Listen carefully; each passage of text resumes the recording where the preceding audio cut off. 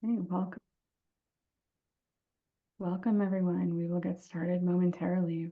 Give folks a moment to pile in.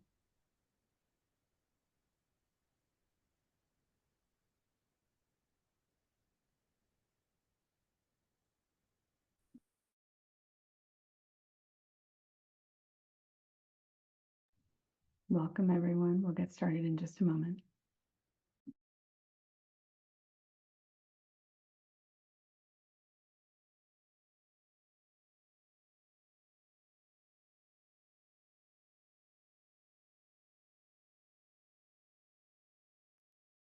All right. Well, good afternoon, everyone, and thank you so much for being here. My name is Mel Wilcox, and I am president of APA Division 17, the Society of Counseling Psychology. And I am so excited that we are able to offer for you all today this wonderful webinar on advocacy featuring some folks from APA, both folks from the APA Advocacy Office, as well as a counseling psychology doctoral student who's here with us today, who's on APA's Advocacy Coordinating Committee. And we'll tell you more about these wonderful folks in just a moment.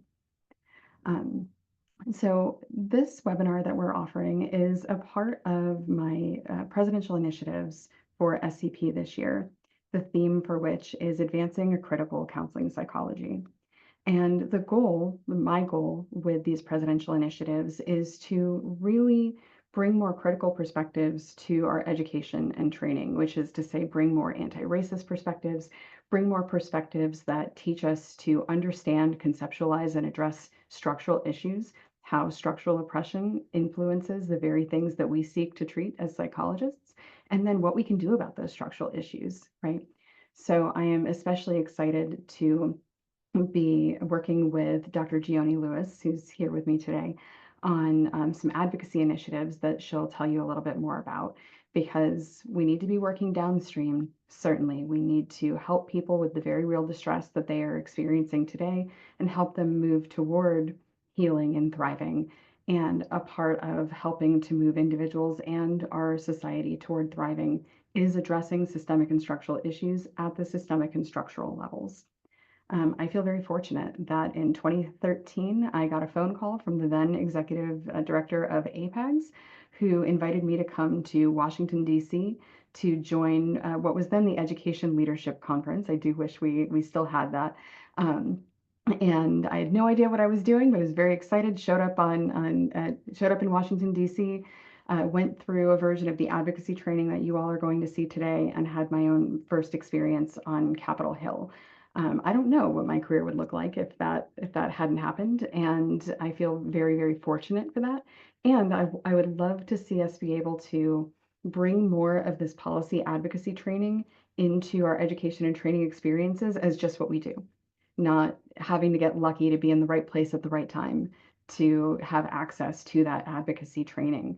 We know in counseling psychology, it's core to our goals. We are doing this in partnership with Divisions 12 and 16, and clinical psychology, school psychology, advocacy core to their mission, their values, your values as well.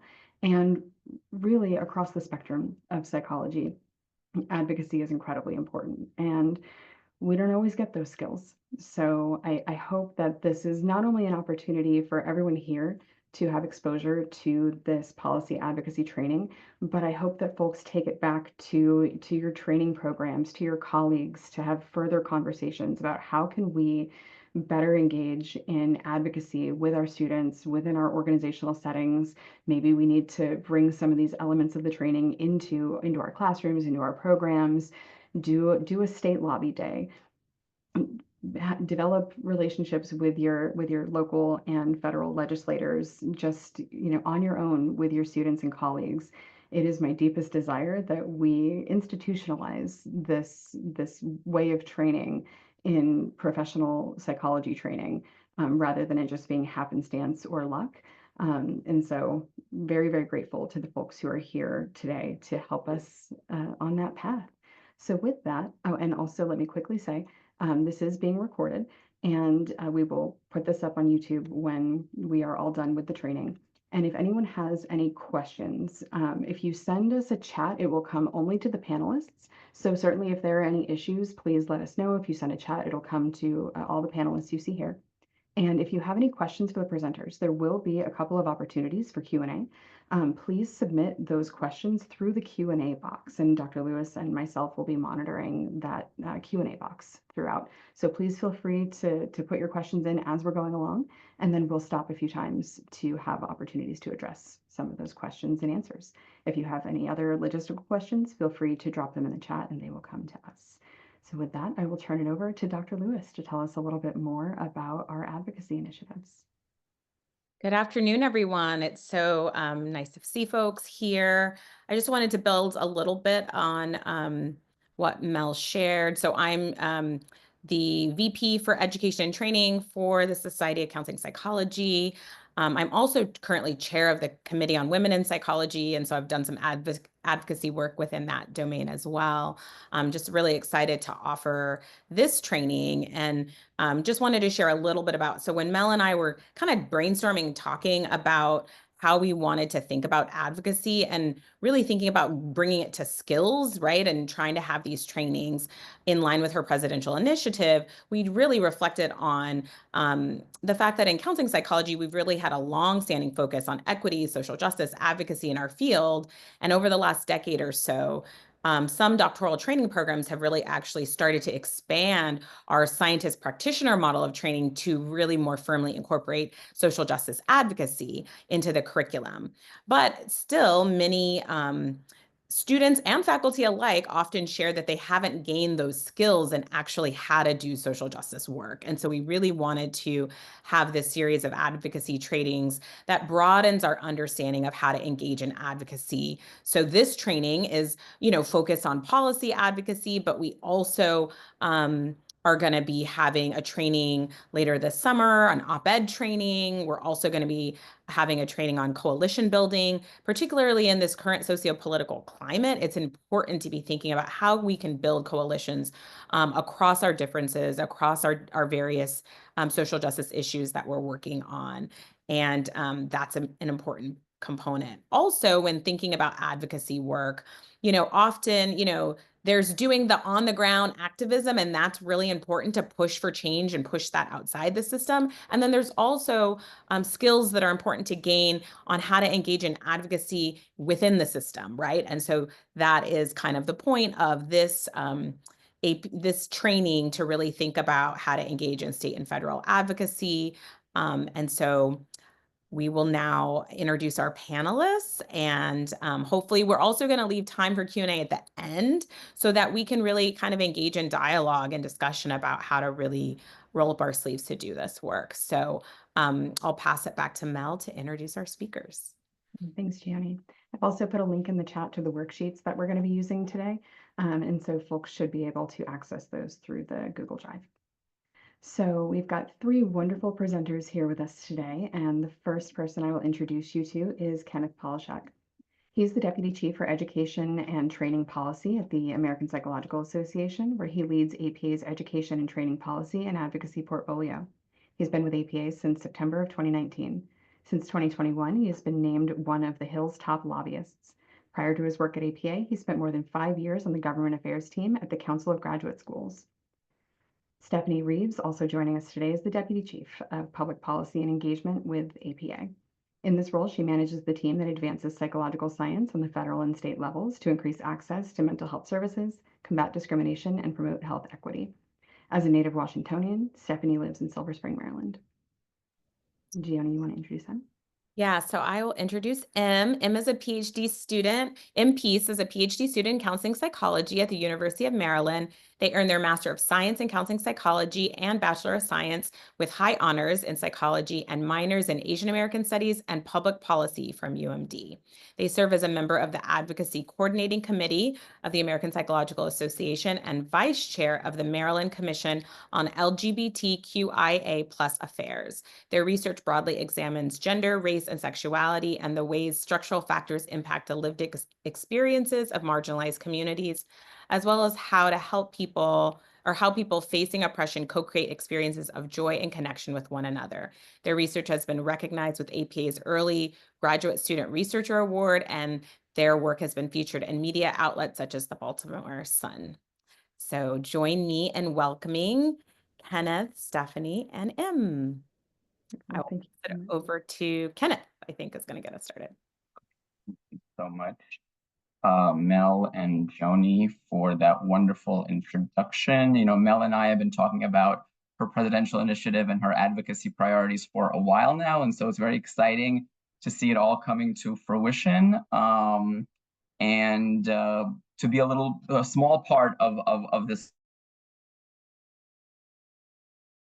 work is very exciting. So really glad to be here. We're always very energized when psychologists want to get involved in advocacy, and so it always is a thrill for us to be doing these sorts of trainings. So really grateful for the introduction and the opportunity to be here. Of course, in many ways, the time that we find ourselves in, this kind of work is even more important than it was in years past, perhaps. And so it really is a thrill to be here, but also thank you all for taking this opportunity and taking the time out of your busy days, out of your busy lives to be here and participate in this work. So in terms of this training, it will really kind of be broken up into 4 parts. So we'll look at what comprises advocacy and what some of the best practices are. We'll look at state level advocacy and advocacy on social media, and then some examples of federal policies that you can advocate for using those skills. And then, of course, as Mel mentioned, you will get to hear from M, who is really a superstar advocate. They are, of course, on our advocacy coordinating committee. But it's really a great opportunity for you all to hear about their advocacy journey and how they got involved in this work from a peer perspective, which is really excellent. And yes, definitely have time for questions. I think we have some slides that we should pull up. Great. And you can go to the next one, Mel. Awesome. Okay, and so I think what we first really wanted to start out by saying is, and I really can't stress this enough, but it's important to remember that although it might not feel this way right now, your voice absolutely does matter. If history is a guide, and I still fully believe that no matter what anyone out there says, history is a guide, we know that even a small minority, as small as 3.5% of the population, has the ability to affect change. And so your engagement is the most powerful way of shaping policy and politics. So just being here today and being willing to do this work is already a really big deal. At the same time, I'll be honest with you, the challenges that we are facing are significant and they're daunting. There's no question about that. But as difficult as the current climate feels, we also must remember that things are not hopeless and we are not powerless. We are still stronger in numbers, and that to affect the change that we all seek, we need to get off the sidelines and really do this work at every level, thinking about it locally within our communities where so much of this is really happening on the ground. In the face of the divisions that we see, we absolutely have no choice but to stay united, to work together, and to make sure that psychology is present in these sorts of conversations. As difficult as these challenges are, sort of our role together is to not be demoralized, is to not get demoralized. And I know that's a lot easier said than done in some cases. I certainly feel that way often. But I think that we need to remember that we have to maintain our sense of self and our values to the level that we can, and really remain mindful of this 3.5%, this rule of the 3.5%, and really try to use it to remain energized and to continue to propel ourselves forward in this important work. Next slide. So what can we all be doing right now? And basically over the last 85 days or so, 90 days, I've been thinking about it really in 3 broad categories. So first, I think it's really important for all of us to be prepared, because as daunting as things might feel now, the opportunities will arise, and we must be ready to seize them. And so we're already beginning to see some examples of cracks in this administration's veneer of power, whether it's through the courts, through the markets, through public polling, or even some of the election results that we have seen over the last several weeks. And I recognize that that is in many cases mild comfort, but I still think, at least for myself, I try to hold on to that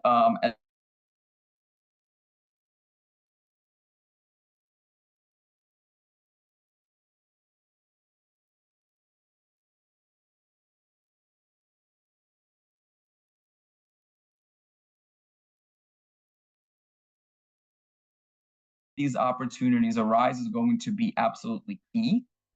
And you participating in this training is really part and parcel with that type of preparation. Secondly, we must educate. We've seen from the results of this past election that there are actually more people than we previously thought who are persuadable. Perhaps they were persuaded in the direction that we didn't want them to be persuaded in, but nonetheless, there are people that are movable. There's just a whole host of misinformation and disinformation out there on a variety of different issues. Psychologists are experts and pillars of communities, and so you all can play a absolutely vital role here in educating the public.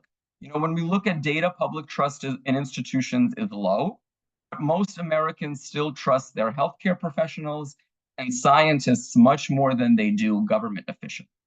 And so we do have an opportunity to use your expertise to educate the public, and this includes policymakers. But how we talk about things matters a great deal. If there's anything to be learned from these times that we're in, it's that simpler, more straightforward, easier to follow communication is the type that really breaks through. And then finally, we must continue to build community. I think Joni alluded to this earlier in terms of building coalition. I often say this, that psychology is not alone in any of this. And when we're asked what is APA doing about issue X, I always point to the fact that so many other fields and professions are being affected by these same policies. And so, of course, we want to be a leader in these spaces, but we cannot do this work on our own. We need allies at the local, the state, and the federal levels. And in many cases, we already have many of them. And so we must continue to work with these like-minded groups, build solidarity and coalition. Next slide. And so a lot of what we will focus on today will sound as if it's more geared towards advocacy with elected representatives. But these skills, and I really want you to keep this in mind, are all transferable to advocacy with all types of stakeholders. And so what we tend to call this is everyday advocacy. And when we say everyday advocacy, it's really about how are we incorporating advocacy into aspects of our normal day-to-day activities, whether it's through in-person interactions, written communication on social media, or otherwise. People tend to think of advocacy as, an organized trip to a state capitol or Washington, D.C., or participating in a march or a rally. And all of that is unquestionably advocacy. But it's also not something that most people are likely to be engaged in with any kind of regularity. And so what we want you to be thinking about is, are you finding opportunities outside of that to advocate for things that you care about and that are important to you? And so what that means is your communities, and that includes, college campuses or maybe hospitals or schools that some of you are working or studying in. So everyday advocacy is oftentimes small actions or conversations that are typically not very glamorous, but can be as equally as powerful and as effective. And all of the skills that we will cover here today are transferable and can and should be used when engaging either in large or smaller scale advocacy activities. Next slide, please.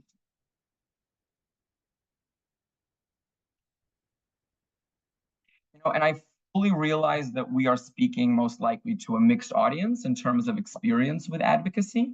Some of you have probably done some in the past, others have not done any at all, and that's all perfectly fine. Even for those with experience in advocacy, I think this current climate feels a bit different. It feels big and overwhelming, and Many are not really sure where to even begin. And again, that's perfectly fine to feel that way. It's sometimes overwhelming for us as sort of quote unquote advocacy professionals. But if there's one thing that we want you to take away from this discussion is that all of you already have many of the tools necessary to be successful advocates. And a big reason for that is both your expertise as psychologists as well as your lived experiences. And those experiences are completely unique to you and your communities, and you are the only ones that could provide that particular perspective. And at the same time, you're also more prepared for this work than you think just by way of your profession. You already have the skills to break down complex information for lay audiences, navigate difficult conversations, and read both verbal and nonverbal cues. And so most of what you encounter in advocacy will not necessarily be much harder than what you already do with your peers, your patients, your students, or any of your work as a psychologist. And so we need to think about how we're expanding our advocacy efforts and activities at all levels, because there really is no thing as a one-size-fits-all approach to any of this work. Next slide, please. In fact, there are a variety of different approaches to advocacy that we can consider, some of which we will cover today, others we will not. But the point is that there are a number of ways that we can make our voices heard. Of course, this includes, for example, donating to candidates that align with your values, whether it's money or your time, because we all know, this may sound cliche, but elections absolutely do matter. And that, those people that we put in positions of power matter a lot. Another form of advocacy, and this is something that you can do, in your own communities, in your own backyards oftentimes, is attending a town hall. We're seeing a lot of pushback at town halls taking place all over the country over the past few months, and this is not dissimilar from what we saw during the Obama administration, the first Trump administration, where town halls were really kind of a signal or an indication, in terms of what the shift that was coming months and years down the line.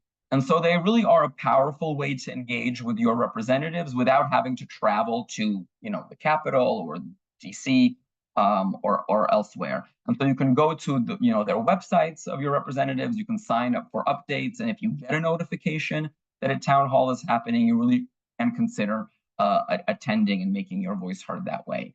However, while a lot is changing around us in politically and in the policy space, traditional advocacy does still work. Lawmakers are still responsive to their constituents. And so many of the strategies we will discuss today, such as responding to action alerts, connecting or contacting and meeting with your members of Congress, are all still highly effective. Next slide.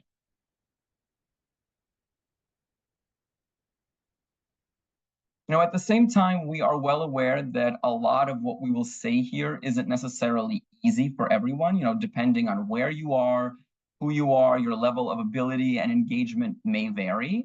And that's perfectly okay. We also know that advocacy is not necessarily intuitive to everyone, at least not initially. But what we want you to take away from this is that it's actually a lot more intuitive than you think. And I hope that we'll see that as we go through this training. Irrespective of your experience, it's completely fine to feel uncomfortable and maybe intimidated at first and not really know where to begin. That's totally normal. And the goal of this training really is to put you at ease. And as I've said, make you realize that you already have many of the tools necessary to be successful. And so with that in mind, let's walk through what the different types of engagement might look like. Next slide, please. And so we've broken down advocacy activities into categories based on how much time you can dedicate to the process. And that includes spending as little as 2 minutes on advocacy, which still can be very, very meaningful and impactful. Next slide. So, there are generally 3 types of categories that comprise advocacy, and we will cover each one of them individually, but there are 2 things to keep in mind. First, none of these are mutually exclusive, so it's not uncommon to mix and match these techniques. And also policy processes are cyclical. So if you miss one opportunity for action, there will likely be more chances later on. Next slide, please. The first category is what we call chiming in. It's really the most rudimentary type of advocacy, if you will, and really shouldn't take more than 15 minutes of your time, but really less than that, actually, in most cases. You've likely seen this in the form of an email asking you to click a button or to send a pre-written message or sign a petition. And while all of these may seem like small actions, they're still all highly impactful. So, the more voices that decision makers hear on a particular topic, the more influential these messages become. And so in many ways, this type of advocacy is about volume.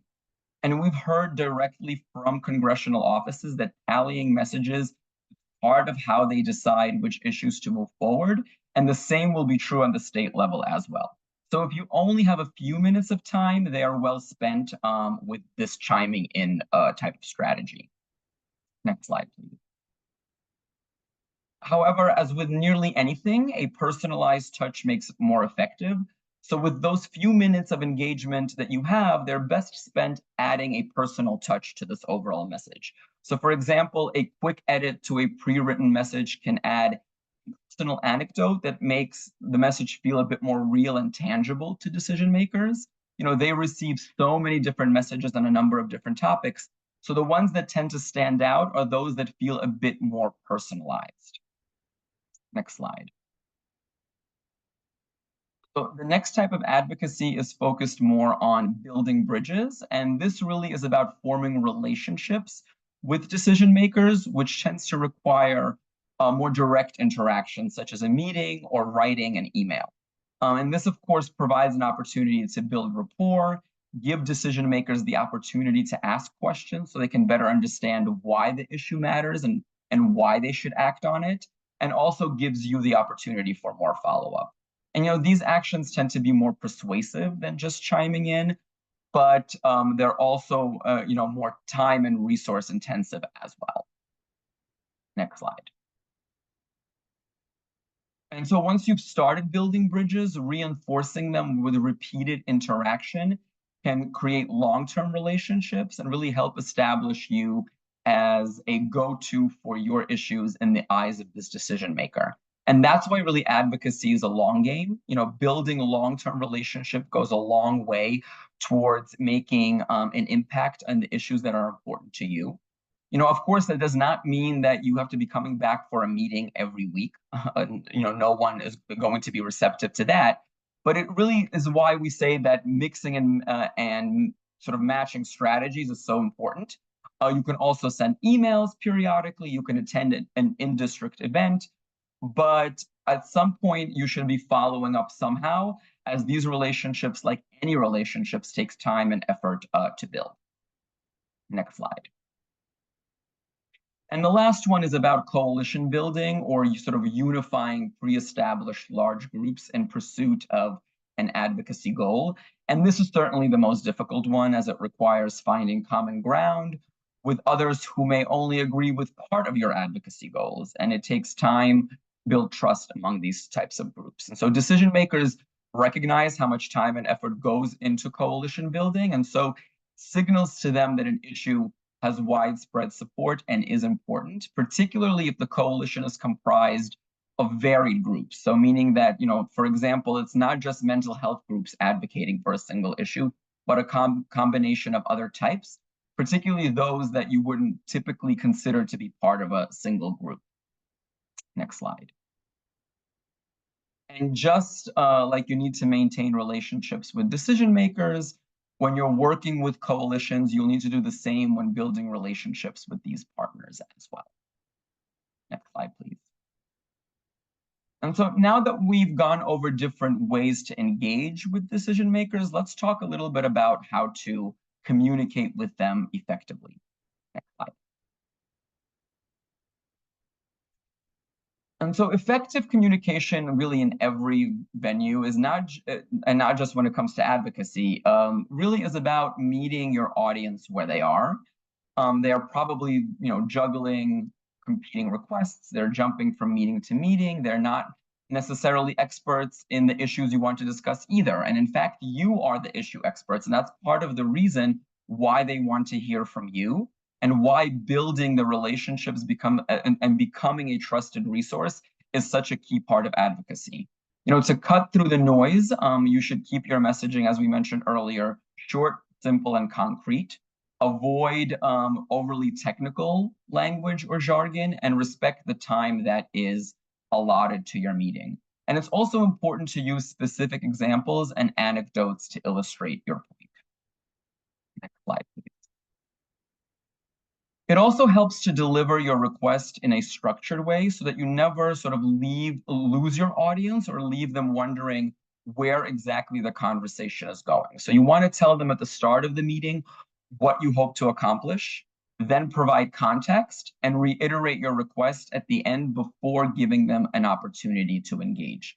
And these are elements of what we call your pitch. And a pitch really is just a beginning of a conversation. It's not really meant to be a monologue, and we certainly want to give opportunities for questions and for follow-up. Any kind of back and forth that you help will be more impactful perhaps than the pitch itself, but you need the pitch to get you to that point. Next slide, please. And we've talked a bit about the importance of the human and personalized element of an advocacy message. And so when you're developing your pitch, it's important to consider what you want your audience to feel, meaning what kind of emotion do you want to elicit? And, we all know very well that emotions are oftentimes even more powerful movers and motivators than any kind of data or facts necessarily. So do you want them to be angry about an issue? Do you want to evoke empathy or excitement or other kinds of emotions? Deciding on how you want your audience to feel will help you choose and frame the type of anecdotes to back up your point. And it will also guide the research that you do into your audience, which will help you find common ground between, say, their life experiences and the issues that you're advocating for. And of course, that by no means does not mean that data and statistics don't matter. They absolutely do. And we want to use them to bolster our request. And so supplementing those anecdotes with facts, figures, and stats is also very, very important. And this will help illustrate the gravity of the issue that you're discussing. And then finally, you want to wrap up your pitch by reiterating your ask and really giving your audience concrete steps on how they can take action. Next slide, please. And so it's important that you combine your stories with facts that help your audience understand the issue while also establishing yourself as someone they can seek more information from. And so really the purpose is to become that trusted resource that we had discussed. Next slide. And so, now that we've covered different types of advocacy and how we can best communicate your points, what I'd really like to do is spur your thinking a bit about how you can use some of these skills, not only with lawmakers, but also for advocacy within your own spaces, particularly for those of you who are on college campuses or in schools or in hospitals where you may be teaching, working, or studying. And so it's really important to remember that you already have a lot of access to a variety of stakeholders in these spaces that have a lot of decision-making power over the issues that you care about. And in some ways, their decisions are even more impactful to your, sort of day-to-day than anything that Congress or the president at least typically do. And so, these are, for example, the university president or the provost, principals, superintendents, or, any other types of administrators. But also among these stakeholders is one that most people don't really think about, and that is your institution's government relations staff. Most institutions have them either in-house or they are sort of hired through a firm. But this is a very important group. Of course, APA, we are your professional home, and we advocate for many of the issues that impact you and your students and your patients. But what your institution is advocating for is, also extremely important. And so ensuring that your priorities trickle up to that level, to the government relations staff, is a very big deal. Next slide, please. And so what I want you to think about is, are you thinking about every conversation or interaction that you're having with any of these decision makers as an advocacy opportunity? And if you're not, you should be. You really want to make sure that your issues are part of your institution's advocacy priorities at all levels, particularly the federal and the state levels. And even if you do not have direct access to your government relations office, I know some of you might be thinking and saying, well, I don't interact with these people at all. You very likely have access to an administrator that at some point communicates with them. And so you want to find a way to get your message or your pitch across, because ultimately, they don't know what they don't know, and they need to hear from you for that reason. And so beyond just the government relations piece, engaging with all these decision makers about something that you care about at your institution is also in and of itself a form of advocacy. All of these individuals have some form of decision-making authority over something that happens at your institution, particularly around resources and how they're allocated. So communicating your priorities to them is important beyond just the state and federal policy angle. In many ways, you are their constituency, and so you have to think about how to make your issues and the issues and things that you care about attractive to them as well. And so the general skills that we've discussed here today are fully applicable to all of these audiences as well. Next slide, please. And so to better illustrate all of the points that we've sort of been making here, we have a recording that has an example of a pitch. And of course, this is just an example. It's not meant to be an exact replication of what someone might say in a particular meeting. So don't take it as that. It really is presented as more of a monologue because we have one person in the video. But of course, we all know that successful meetings and interactions are typically conversational.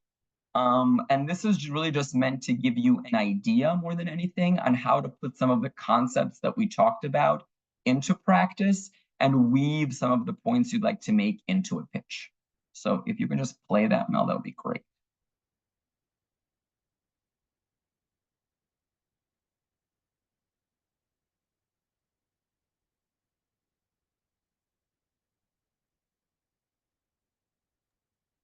It is not showing up as a video for me. Okay. I am trying to click it, but it is not. Let's see, maybe I can share on my end. Hold on a second.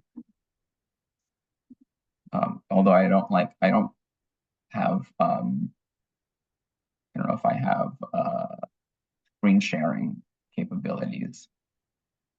I'm trying to make sure that you do. Let me see if I can grant that to you.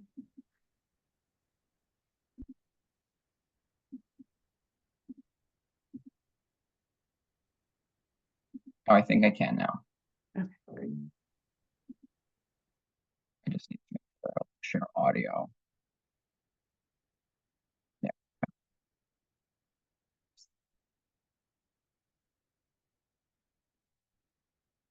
Well, I'm unable to share sound, it looks like.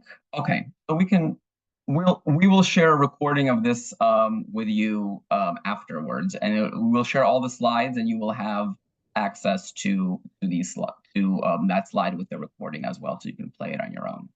Yeah, I'm not sure if maybe if Stephanie has access to it in a different way or something, but if someone can send it to me in a different way, I can also try to access it while you continue. Yeah, I can do that. Let me work on that. Thanks. In the meantime, do you want me to go to the next slide? No, I'm not sure why it's not showing up as a video, just a photo on mine, but should I pull the slides up in the meantime? You can go to the next one, thanks.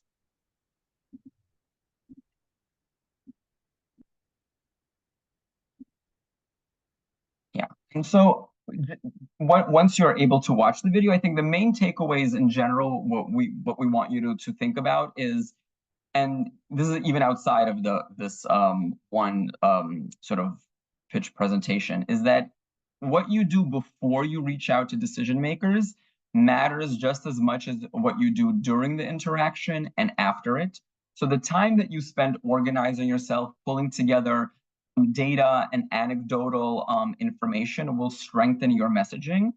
And of course, expectation management is also very important when it comes to any type of advocacy, but especially around sort of larger lift requests.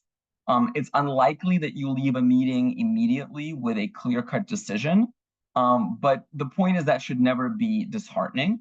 We want you to really remember that most likely this is just a first interaction when you're making this type of pitch. And advocacy is always iterative and requires follow-up and repetition and persistence. And so, I think that Mel put into the chat for you all a link to a Google Drive with several worksheets, which also has a worksheet with this script there as well that was in the video. And so I encourage all of you at some point after this training to sit down and really use that as an exercise to try and craft a similar pitch on an issue that you'd like to be advocating on. It could be on one of the sample legislative asks that we'll cover shortly, or it could be on something completely different, but it is a really good exercise to sort of like stretch those types of muscles and work on these skills. Next slide. So we've gone over ways how you can engage with decision makers and how to communicate with them. So now let's briefly go over some best practices so you have a better sense of what to expect in a meeting. And so again, what we'd like you to take away here is that the mindset with which you approach decision makers will make a big difference in your meetings and communications. I'm gonna offer you a bit of breaking news here right now. I'm sure you've never heard it, but not every decision maker you meet with will agree with you and share your worldview. I know it's shocking. But it is still highly likely that there is some common ground that you can find on the issues that you're advocating for. So keeping an open mind is absolutely key, irrespective of who you're meeting with, including about how willing they might be to help you. And so it's important to be positive, but at the same time, it's also important to be honest. Most people appreciate you being on the level with them, even if they don't necessarily agree with everything that you're saying. And so building that rapport will go a long way to eventually getting to your goal, even if it is incremental. And so, I guess the question is, how do you find this common ground? A lot of it is really about doing your homework, looking into the background of these individual decision makers that you're meeting with or that you're speaking with. Think about what is driving this person and how to best position what you would like to see happen as a win for them as well. It's really about how can you be helpful to them and by virtue also helpful yourself and the issues that you care about in this case. And yes, that may seem transactional, but in many ways it is. And just that's oftentimes the nature of this game. You also really want to be, as we mentioned several times already, a resource to this person. So it's important to offer yourself as such, but also acknowledge that you may not have all the answers, which is perfectly fine. That is also what I mean about, being on the level with someone and why follow-up is also so important, because that immediately gives you a natural opportunity to do so. Next slide, please. Okay, and so we can stop here for questions. If there are any, I'm happy to take one or two now before we move on to the next portion of the training. While we wait, I'm sorry, go ahead, June. Oh, we did have one question in the chat asking about voter voice. It says, I know SPTAs can use voter voice. Does APA plan on enabling division access to voter voice? I think Stephanie. And I'm sorry, Kenneth. So I actually answered the question, but for the benefit of those who did not see the answer, we request that you speak to, if there's a particular issue, talk to your leadership or your advocacy partner. Some of the divisions we have advocacy partner. So they're our liaison, and if your division doesn't, let us know so that we can get you that information so that your division can get one. Work with them and then have them reach out to our advocacy office to talk about how they would want to go about if there is a particular issue that may need an action alert or some other type of action. So hopefully that helps answer that question for anyone who else may be wondering. And can you just briefly say what voter voice is, maybe for some people who might not know what voter voice is? Kenneth, do you want me to continue? Please, Okay, please. so voter voice is it's a system that allows us to send action alerts that Kenneth referenced earlier in his presentation. So the SPTAs have access to that so that when there's particular issues on the state level that they may want to do outreach for, or other activities that are state-based, they're able to have a system already in place where they can do a draft letter and then send it out to their members or the particular group that they're targeting for any type of advocacy activity. Thank you. It looks like there's another question in the chat. When there are multiple issues you are wanting to pitch or advocate for, how do you balance multiple issues? Would you recommend trying to integrate the issues to capture multiple within one pitch, or would you encourage doing multiple pitches over the course of time? Multiple. So typically, when we, for example, go up to the Hill with a number of sort of our grassroots advocacy folks or participants, we have multiple asks. And so each individual ask will have its own pitch.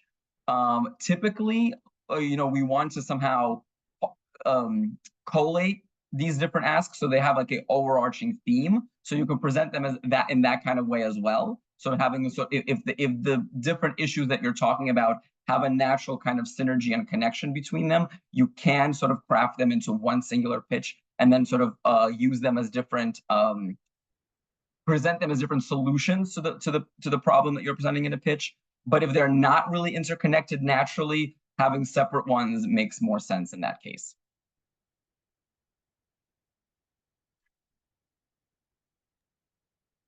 While we wait to see if there are any other questions at this point, for one, I'm trying to open the video file in case we do want to go back to that.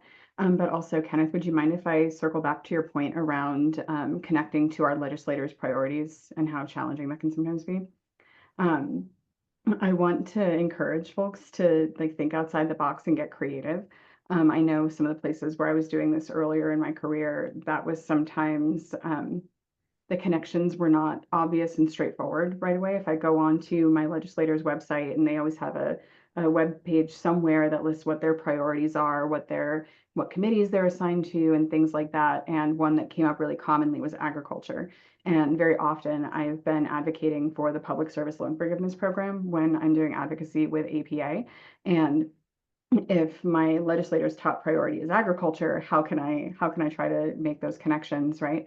But I learned a lot about mental health in farming communities during those times, and worked with some wonderful students who did a lot of great background research as well, finding state reports on the mental health needs of the local communities, and especially in our agricultural communities, some national reports, and the high needs and high unmet needs in those communities. And so I would encourage you to think creatively, think broadly. It's not always super straightforward what the connections are between some of your legislators' top priorities and the particular policy that you might be advocating for. But sometimes there's more connections between those things than we might think at face value. Okay, so I think that we maybe move on to the next portion of the training, and then we'll get some more opportunities to ask some questions later on.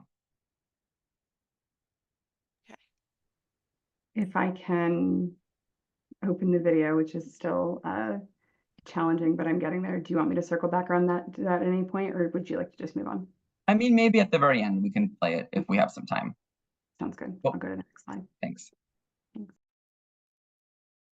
Okay, great. So I'm going to take over this portion and talk about state advocacy. And we've already kind of mentioned SPTAs, and I'll talk a little bit about that as we go forward. Next slide. So just as Kenneth pointed out, a lot of the skills that he discussed that, again, may be very intuitive to you or things that you need to be mindful of on the federal level is also applicable to what's happening on the state level as well. Here's just some very particular things that I want to make sure that highlight when you're talking about advocacy on the state level, because I have a good colleague and friend who did advocacy work on the state on the grassroots level for a long time, and he'd always say, "If you know one state, you know one state." Now, that's sort of started flipping a little bit as we've gone over the last maybe 5 to 10 years, but it is still true that a lot of states really do have very differences of how they operate. And you'll see some of that again as I go forward in my portion of this presentation. But it's still important for you to know what the issues are, to research and find out who your legislators are, and build and cultivate those connections. It is very key and important, just as we encourage when someone comes to DC and do their visits, when you're making your visits to your state local legislatures, that it is very important to develop and cultivate those relationships as well.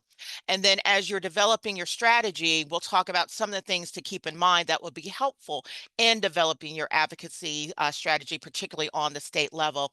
But I always want to remind, whether it's on the local, state, federal level, this work is a marathon. It's never a sprint. Now, you probably are seeing some instances where you see things that are just happening automatically, and it's probably not as automatic as you think. It probably just appears that way. But more often than not, particularly as bills become laws, it's usually years and years of built up to get to a point of passage. It's rarely just, oh, this bill's introduced, goes through both houses on the federal side, some likely also sometimes on the state side, and then it becomes law. No, it's usually years and years of work to get to that place. And so here are just some things for you to be mindful of if you're looking to take action on the state level. Next slide. And so here's just some examples of just some of, where, you're seeing some of that state work happen. And you're probably seeing this and you're saying, wow, that's a lot of red. But you also see a fair number of pink. And and with this chart, these are bills that are introduced. And as Kenneth pointed out, we don't want to assume that everybody has a complete understanding of everything that happens in the legislative process. But just in terms of a little bit of legislative 101, when a bill is introduced, it does not mean it has passed. It just means that it has been brought forth for consideration.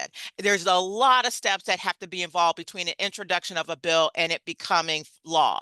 And so just because bills are introduced, it usually means, okay, this is just the will of this particular legislator that they want to get this issue out and in front of their colleagues for consideration. And as you can see, there's been a lot of bills that have passed. But there's a lot of bills that fail. And as I mentioned, probably way more bills fail on both the federal and state side than they do succeed in terms of becoming a law. So I want to kind of keep that in mind as we're looking at these sort of big, broad topics. Now, that's not to mean that a bill that's introduced that will likely fail isn't worthy of some type of attention. Always make sure to monitor, and you can act, and then act upon it as as it's moving, if it is moving at that. But don't always automatically assume that, because the bill was introduced, that it's going to actually become law. But again, we're wanting to talk about, kind of how some of these big, broad issues that we have discussed and are concerns for us on this call have been basically, how it's kind of played out in the states. And anyone who's been paying attention on the state side know that, a lot of these bills where it's addressing, EDI or reproductive health or anti-trans and the like, a lot of them really just get to introduce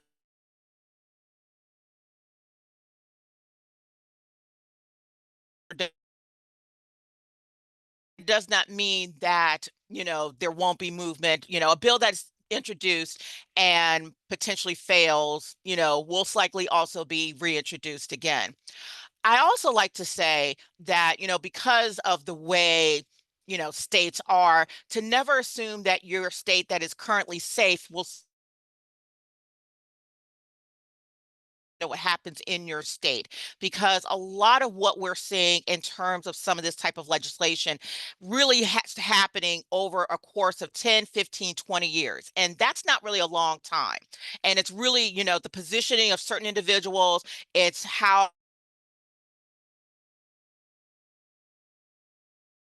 misinformation is being guided, we're seeing in many states and on the federal level. So please, even if you are like in a state where it's like, well, they obviously are protecting DEI and they're going to continue to, don't assume that. And that's why, again, it's really important to pay attention. Next slide. And so working with your SPTA, we do encourage that, because in many instances, your SPTAs have legislative committees or even individuals who can help the state navigate their state capital in terms of legislators. Now, that's not every SPTA. And so many of them have what we call federal advocacy coordinators, and they are the liaison between the SPTA and our advocacy office. And a lot of the issues that Kenneth has talked about and will talk about later on in this presentation are work that that's usually facilitated if we do need a state component to that. One thing I wanted to mention in terms of just ways of kind of engagement and importance to it. So I'm actually in my second stint with APA. In between that time, for almost 7 years, I was executive director of the Maryland Psychological Association, where M is, and it probably would have been would have been one of my members had I stayed. But they have a legislative committee that is fairly active, and not every SPTA has that. And so one area that again, if you're looking to kind of how do I get involved and engage in these issues in these areas, that's one way to look at it. There's also I've had the opportunity to do an advocacy training for the Alabama Psych Association a couple of months ago, and because of the work that we have done from our advocacy office with them, they have now engaged in creating their own legislative committee to monitor issues on the state and federal level. And so these are opportunities that if you're not engaged with them, that you may be missing out on, because there's key opportunities to already get engaged and involved. Many states like Alabama, Maryland, and North Carolina have done what they call Ask a Psychologist Day. And really it's the organizations coming to the state capitol and really just doing a meet and greet and say, hey, we know that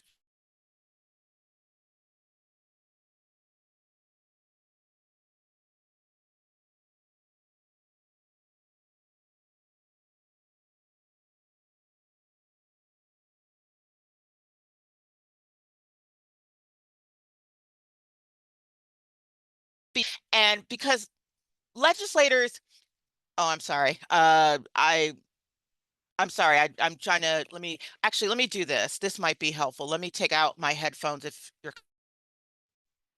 Okay. Okay. Hopefully you can hear me. Thumbs up. Yeah, we can still hear. I think it might be Wi-Fi connection, but hopefully it'll be good moving forward. Yeah, it should be. I have nothing on, so I'm not sure why my Wi-Fi is messing up, but please bear with me and my apologies. But as I was saying, these are great opportunities that SPTAs have set up for their members to get engaged in the state, on the state level. So if you're not engaged with your SPTA, we are encouraging you to please make sure to work with them, because again, sometimes infrastructure for legislative activity is already set. Next slide. And so one other way for you to get involved, and this is also another area where the SPTAs are starting to really get into, is pre-filing. Next slide. Now you're probably asking yourself, what is pre-filing? What does it do? And I was thinking about how to describe it for this audience. And I'm thinking the best way to think about pre-filing is think about it as a movie trailer. If you go to the movies, there's usually a very long list of trailers that are played before the actual movie starts. And so pre-filing gives legislators an opportunity to preview what they are intending to introduce in the next legislative session. And why is that important for the divisions or SPTAs or anyone doing any type of state advocacy work?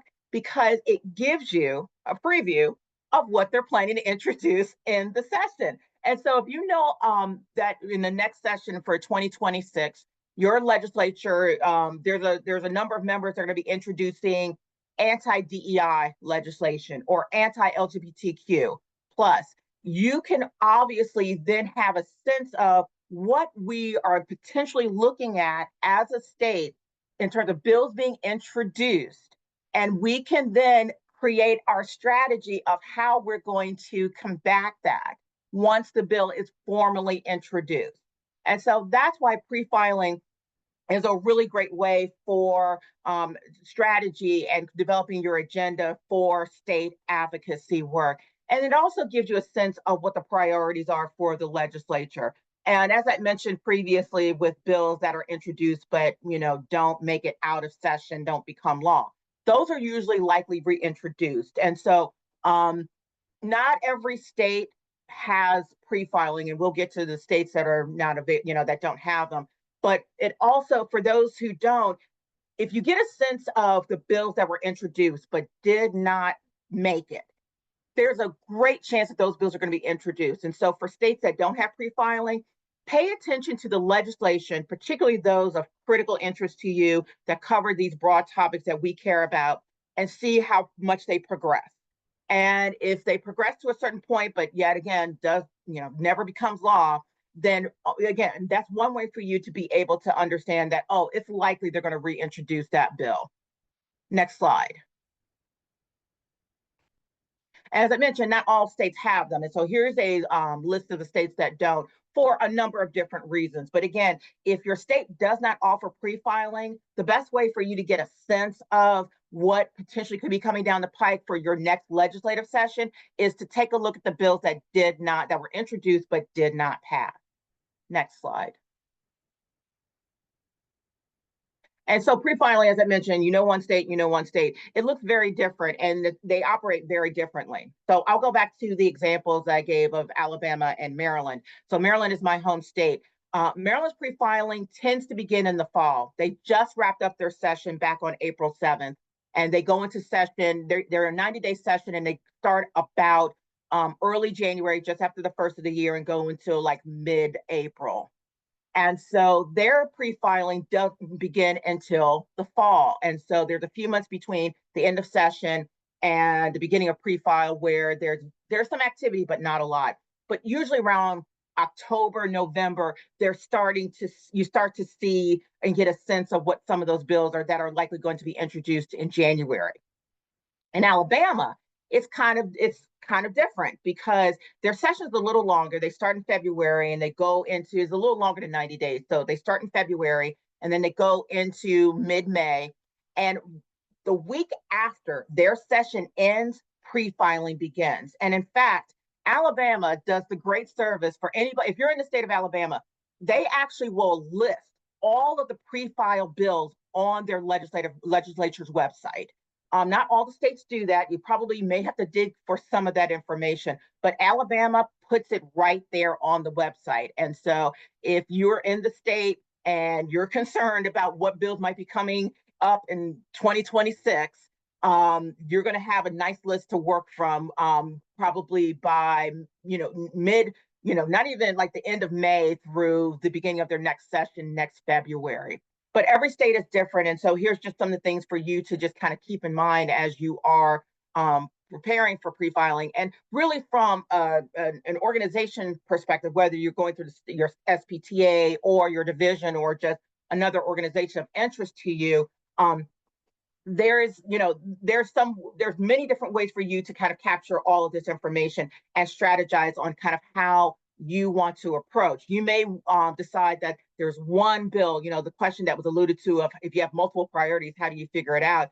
Obviously, that's going to depend on your state. And so if your state is really, if you're, the entity that you're working with are really keen in on anti-LGBTQ plus issues, then look for all of those bills because sometimes they're usually by the same few people. And so, not only are the bills that you're going to be having to deal with, but also, the legislators who are going to be introducing them. And sometimes that can be a great opportunity potentially for a conversation because maybe some of this legislation is based off of misinformation, things that they're not clarified. And that's why, again, it's really key and important for our psychologists to be in every aspect of government, whether it's state or federal. But as always, make sure to check your rules to see what can you do versus what you can't do. when it comes to any type of advocacy work, because each state has their own advocacy rules that even govern some of the things that we can do from our advocacy office perspective. Next slide. And then, so again, why should you care? Again, it depends on, you'll be able to find out what the legislation potentially you're going to be seeing as you go into the next session. You can line up opposition or even proponents for that bill, so it can help with your strategy. And you can also use it for relationship building. So again, going back to the example of legislators that may be introducing anti-LGBTQ plus bills, there may be opportunity there to, if it's the same few people, it's possible that maybe there's a conversation that needs to happen. And then here's just a couple of resources. And again, you'll get the slides to find out how you can find out more information about where, everything from where to find pre-filed bills in your state to how to get engaged in learning about where those are and who those legislators are that are introducing and when that process occurs. Because again, unfortunately, it's different for every state. And again, not every state even has it. But if you are really engaged in the state advocacy, in state advocacy, I highly suggest that you really start looking into getting involved with pre-filing. Next slide. So we're going to transition and talk a little bit about social media, and I want you to think about it from both the state and federal context, because there's very little difference between the two. Next slide. And so your social media should really be part of a larger advocacy strategy. It should not be your advocacy strategy, but just a small portion of that strategy. Next slide. And so things to consider. Now, I'm not going to sit here and lie to you. Social media can be a cesspool, quite frankly, and particularly with certain platforms, it can really be a challenge. And, if you're not on social media for a variety of reasons, I know psychologists sometimes refrain from social media for boundary issues and the like. But one thing I can tell you as a layperson, someone who is not a psychologist, there are so many people online talking about mental health, and so few of them are people that are actually experts in mental health. A lot of it is based on their personal experience, and we don't want to discount personal experience. But you all have the training and the expertise, more so than most people who are online talking about mental health and psychology. And so that's why I do encourage, when you can, in a way that will be comfortable and safe for you, to engage. Because there's, you're talking about misinformation in particular areas. There's probably a ton of misinformation on mental health and psychology that's out there, because there's not a lot of psychologists that are out there debunking some of these myths that are being perpetuated. And again, we're not discounting people's personal experience with mental health. We definitely want to hear everybody's story, and everybody has a story. But would you, as psychologists, want other people carrying that narrative, or would you want to be able to encourage the narrative, provide your content expertise because of that narrative? And that's where being engaged and involved with social media, I think, is going to be key in any type of advocacy strategy that you're looking at. Next slide. And so here's just how we have utilized social media: to educate, to advocate, to elevate. Next slide. And so here's just the next few slides are just examples of how we have utilized social media in these various areas. And so this is to educate. Many of APA's social media platforms are to educate what we call the general public. And so these are just sort of broad issues. And going back to what I mentioned in terms of social media and such, here's one area where it's not even about invoking any type of personal opinion. It's about the facts that you know. And here's one way for you to be able to do that, to provide, my training says this, that, and the other. And again, there's not a lot of that on social media this day and age. Next slide. Also raising awareness is, this is from a Maternal Mental Health Week that was done a few years ago. And it's what we call a social media storm. And what happens is, you utilize, over a course of a week, a number of different organizations will come together utilizing different platforms talking about a particular topic. And in this case, it's about the importance of maternal health. And so utilizing, for example, Twitter or X or Facebook or Instagram or TikTok, there were various those who were involved with the organizations and those with lived experiences that talked about the importance of maternal health. And tying everything together was the hashtag that you see circled. And that ties all of that content together. And so if you go online and actually look and use that hashtag, you will find many instances of these various different campaigns to elevate that issue of maternal health. Next slide. We talk about advocacy, and here's examples of some of the advocacy work and how we have used that, how we've used social media to elevate and highlight some of that advocacy work. As we've talked about, we have Hill Days. We just had one this past February with council. And so beforehand, obviously during the COVID years, we had, online visits. And this is just one example that you see on the screen where we had our meetings and, I'm dating myself, but I don't care. You had the Brady Box squares where everyone took a picture of it. But it was also a way for people to show that, yes, psychologists have a voice. And here's one way that we can let our voice and let our concerns be known.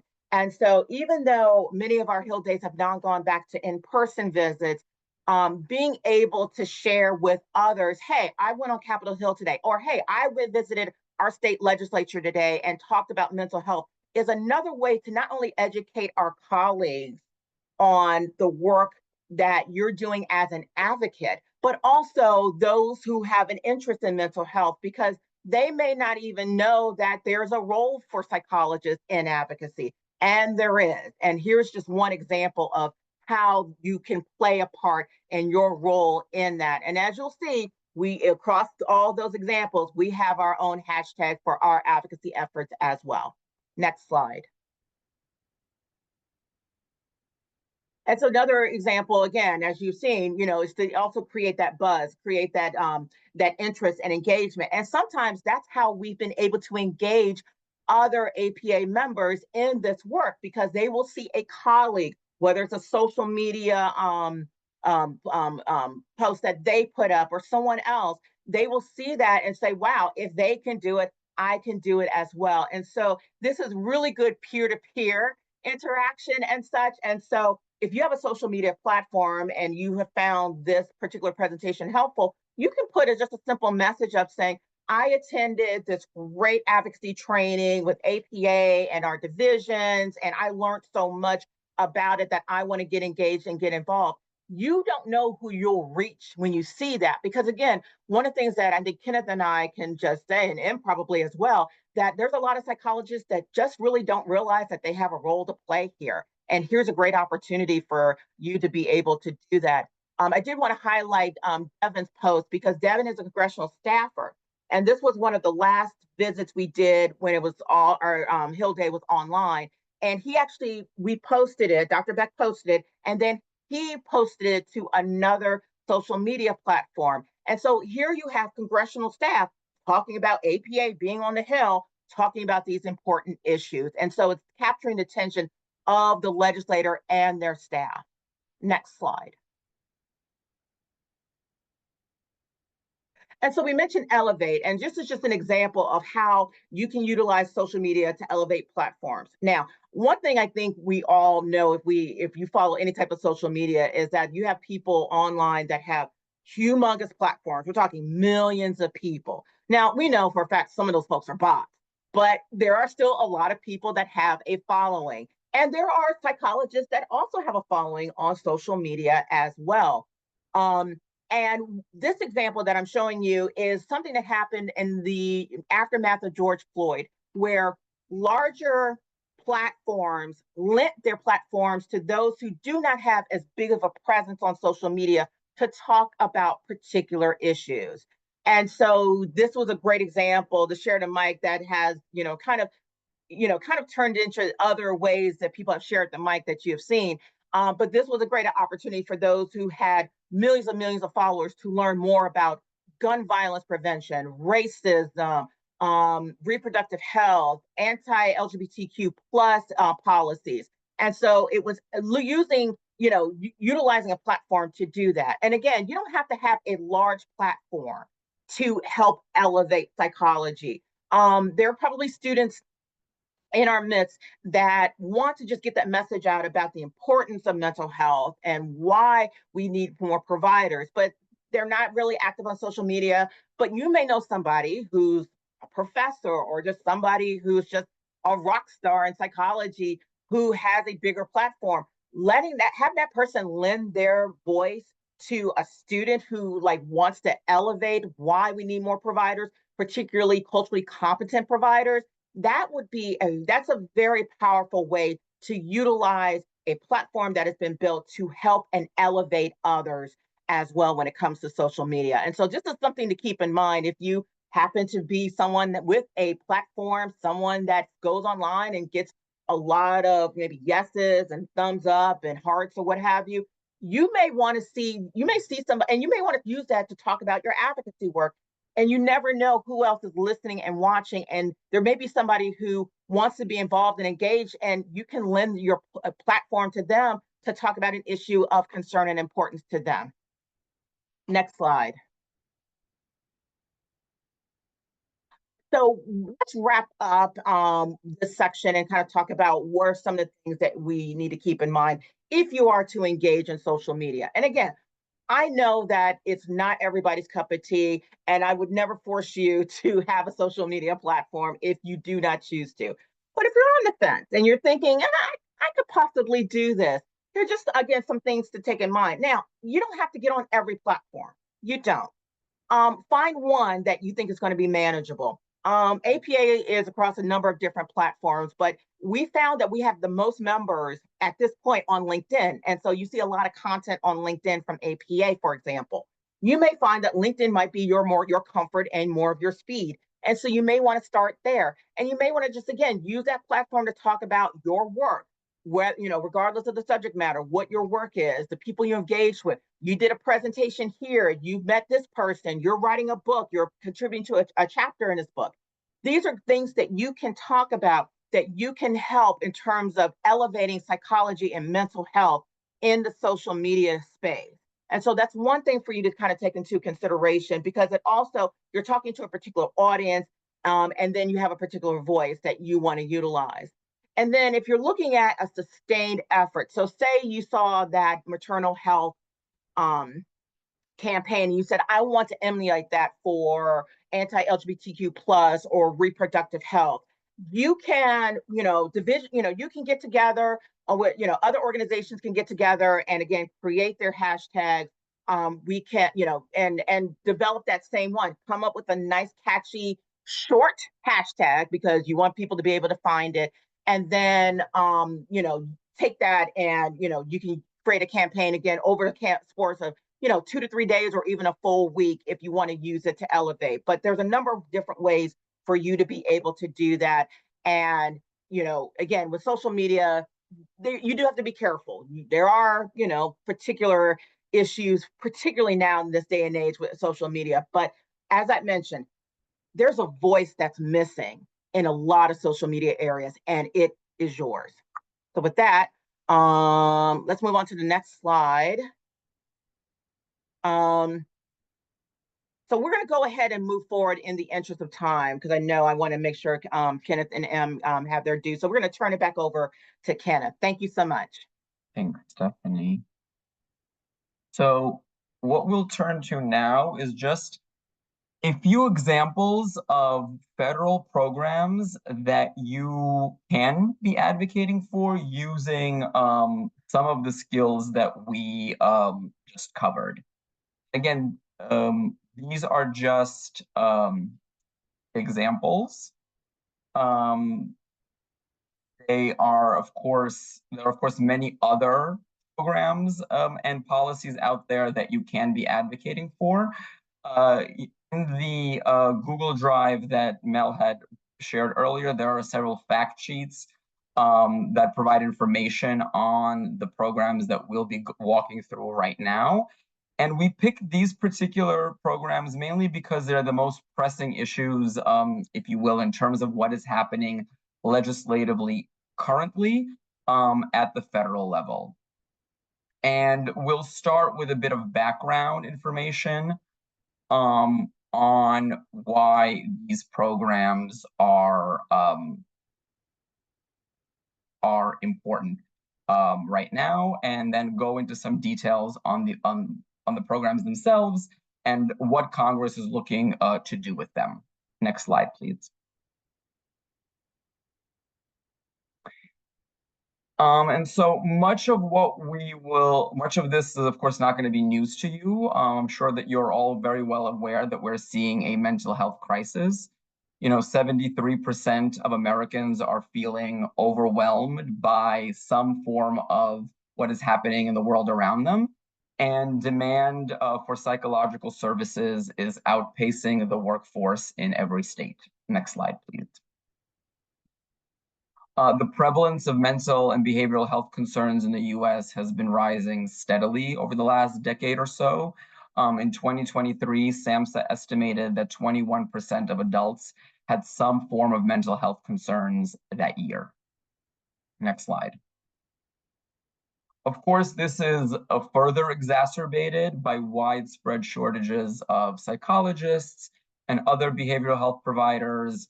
Almost 40% of the US population live in what is designated federally as a mental health professionals shortage area. As a result, psychologists, other mental health providers are overburdened. Per APA's practitioner pulse survey, 53% of psychologists were unable to accept new patients last year. Next slide. Every county and congressional district in the country has at least one of these federally designated mental health professional shortage areas. Nationally, if we look at workforce projections, the estimate that is that if we keep sort of policy current without any changes, we will only meet 55% of the nationwide need for psychologists by 2037. And to do so, we would need over 6,000 additional practitioners. And so in response to all of this, what is the current administration and Congress looking to do? The next slide, please. Yeah. So they are embarked on what is known as budget reconciliation. And so this is, pretty inside baseball and technical, but essentially for what you need to know is that this is a legislative process that attempts to circumvent the 60-vote threshold needed to pass legislation in the Senate. And this procedure really is only used, at least in recent years, when a single party controls the House, the Senate, and the White House. So it has the trifecta at the federal level. And this really has been used by both parties to advance various priorities when they've had all three of these, both houses of Congress as well as the White House. And so examples of that are the Affordable Care Act was passed this way by the Obama administration. The first Trump administration passed the Tax Cuts and Jobs Act this way, and then the Biden administration passed the American Rescue Plan Act and the Inflation Reduction Act using reconciliation. However, there are certain parameters in order to pass a bill this way that must be adhered to. So first and foremost, it has to be budgetary. And so what that means is that it's basically the explicit purpose of this bill is that it has budgetary implications without any kind of extraneous matters. So other types of policies will be subject to a point of order and likely stripped out of the bill. So an example perhaps from several years ago that some people might remember is when the American Rescue Plan was being passed, House Democrats put in a provision to raise the minimum wage nationally. When it came to the Senate, there was a point of order raised, likely by a Republican at the time, and the parliamentarian ruled that yes, while there is a budgetary implication, it's more of a policy issue, and it had to be stripped out of the bill. And so when this process moves ahead this time around, there will certainly be those kinds of debates as well. And so any of the budgetary implications must also be within a 10-year window.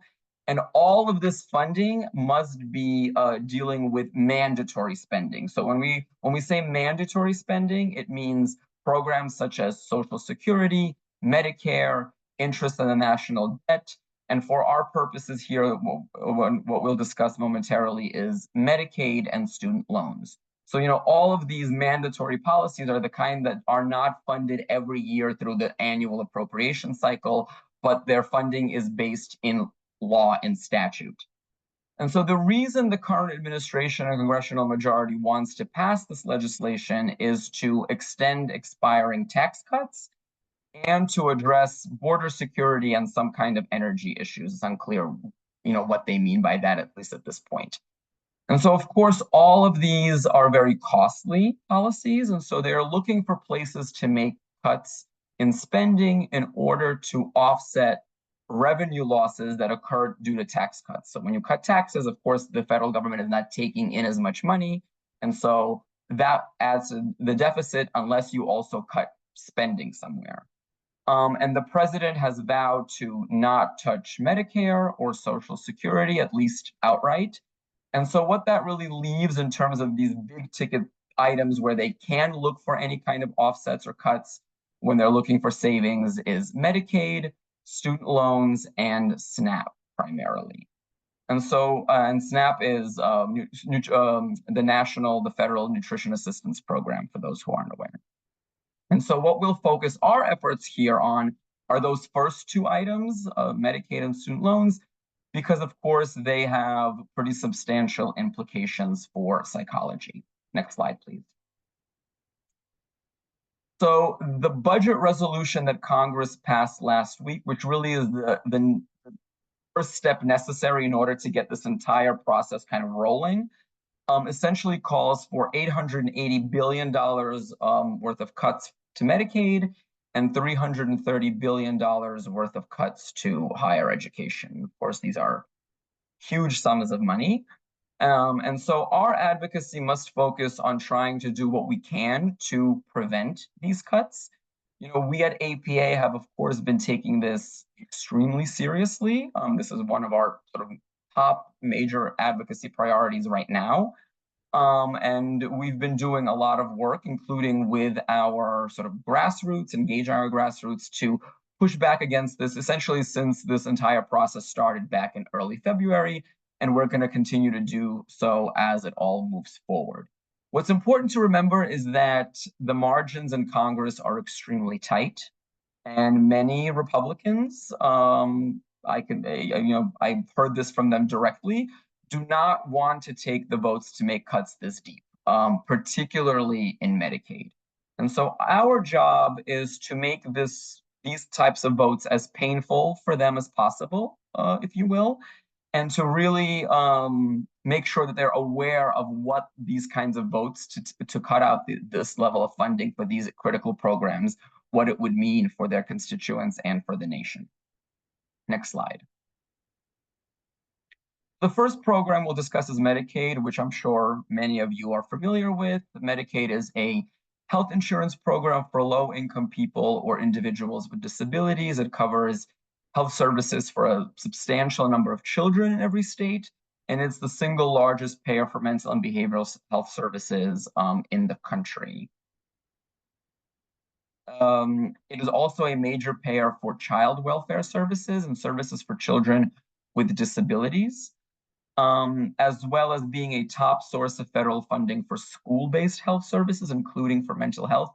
In fact, it is the third largest stream of federal funding for K-12 education after Title I and the IDEA, the Individuals with Disabilities Education Act. Next slide. It is structured as a joint federal and state-funded program. So every state has its own Medicaid program, and the federal government picks up a percentage of the state costs varying by state income. Under the Affordable Care Act, Medicaid was expanded, and to incentivize the expansion of services, the federal government offered a 100% federal matching rate, or FMAP, to states that adopted the expansion. This has reduced over time to where it's currently at, and that is 90%, which is still pretty substantial. Next slide, please. In terms of behavioral health services, specifically Medicaid is the single largest payer of behavioral health services in the US. As I mentioned, it accounts for nearly half of all behavioral health spending. Psychological services, however, are not considered a mandatory benefit by most states. And so most you sort of have it as an optional benefit. And so if there are cuts and states are forced to make tough choices, they will likely eliminate behavioral health coverage first. Next slide, please. So yeah, as I mentioned, the administration and Congress are looking to either cut or restructure the program, which would of course limit both its reach and its scope. Next slide. And there are a variety of options that they're looking at to accomplish this, including instituting work requirements, which we know don't actually work in the way that they think they do, capping funding through either federal per capita caps or block grants, and eliminating the 90% federal matching rate through the ACA expansion. Next slide. So these plans could reduce federal Medicaid funding by about $900 billion over 10 years. And as we saw from the budget resolution that was passed, that's pretty much, more or less where they have landed. Next slide. So eliminating the 90% federal matching rate would lead states to drop the expansion, essentially ensuring that states don't have the resources to maintain it. This really is a backdoor way to repeal the Medicaid expansion under the ACA without explicitly doing so, because it's so unpopular. That's why the attempt is to do it through a backdoor way. 9 states have an automatic trigger law that would drop the expansion immediately if the 90% FMAP is eliminated. And all of this would, of course, have devastating impacts on mental health care for underserved populations. Next slide. And so our legislative request here is that Congress not implement any policies that would result in funding cuts for Medicaid. And of course, as we've mentioned throughout this training, in addition to the data that was provided here, as well as in the fact sheet that we've shared with you, any kind of stories or anecdotes that we can add to bolster this data in terms of how much the cuts would impact patients, communities, would only strengthen our argument. Next slide, please. So the second piece of this, and it isn't in no way divorced from the Medicaid cuts that are being proposed, is a potential of up to $330 billion worth of cuts to higher education programs. And of course, many of this would impact doctoral psychology students and by virtue, the mental and behavioral health care workforce. So this includes proposed changes to the Pell Grant, the Public Service Loan Forgiveness Program, elimination of tax deductions for students and borrowers, and perhaps most concerning, the elimination of the Grad Plus student loan program. Next slide, please. So what is Grad Plus? For those of you who aren't aware, even though my assumption is that most of you are, this is a federal student loan program for graduate students that was put into law on a bipartisan basis about 20 years ago. At the time, there was a concern with borrowing on the private student loan market, particularly as it pertains to low-income students, first-generation students, students of color, that were either unable to qualify for a private loan, or if they did, were getting very unfavorable rates. And there was also a very high level of concern with predatory lending. And so the federal government felt at the time that it needed to step in, and it did so. And in the sort of the intervening years, the 20 years that it has been in law, it has essentially been successful at doing exactly what it was intended to do. That was to A, limit the need for private borrowing, private student loan borrowing, and B, also increase participation of low-income students, first-generation students, students of color in graduate programs. Many more Pell Grant recipients are going to graduate programs. And so, if we look at the sort of typical Grad Plus borrower, most of these folks have a, have an annual income of about $30,000 or less. So these are not wealthy individuals because, as we know, wealthy people do not take out student loans. And so typically they're mostly borrowing for, at least for Grad Plus, somewhere between $10,000 and $20,000 annually. And this is mostly to cover cost of living expenses, because undergrad plus you can borrow up to cost of attendance. And so, this is like housing in particular is what they use these student loans for. Because as we know, that is what is primarily driving up cost of attendance rather than tuition, is these kind of cost of living expenses. Next slide, please. And so what are the consequences of eliminating Grad Plus? And there are many. So first and foremost, it would send students back to the private market. And so two things would happen. First, those that can afford to pay out of pocket would, of course, still go to graduate school. And others would have to take out a private loan to cover the remainder of their cost of attendance, which, as we know, in the first place, as to why Grad Plus was put into place, is people would once again be denied loans, private loans in the private market. And that would substantially limit the type of students that we're going to be seeing going to graduate school. At the same time, it would also lock a lot of folks out of the type of benefits and protections that are associated with a federal loan. So, that's forbearance and deferment options, that's income repayment, public service loan forgiveness, also in National Health Service Corps. All of these are programs that require a federal loan to be eligible. What we'll also see, and we're hearing this already from our accredited programs, is loss of enrollment. Some programs are estimating up to 20% in terms of loss of enrollment. And that, of course, is coupled with everything else that's happening in the graduate education space when it comes to grant funding and how that's impacting the ability of institutions and programs to fund graduate students. And so, of course, this is harmful for programs and schools and students, but when we look at it more broadly, this is extremely, of course, harmful for our current and future workforce and our ability to address and meet those shortages that we were talking about earlier. And that is why this very much goes hand in glove with the Medicaid piece, because if we are cutting Medicaid, we're cutting services, but if we're cutting the ability of folks to actually get to finance their education, we're not going to have people to even deliver those services even if Medicaid or other insurance programs stay in place. And so all of this is to say, I don't want to sit here and say that, student loans are the best thing ever. They're clearly not. And we want to be doing everything we can to limit borrowing, to make sure that we're not relying solely on debt for students to finance their education.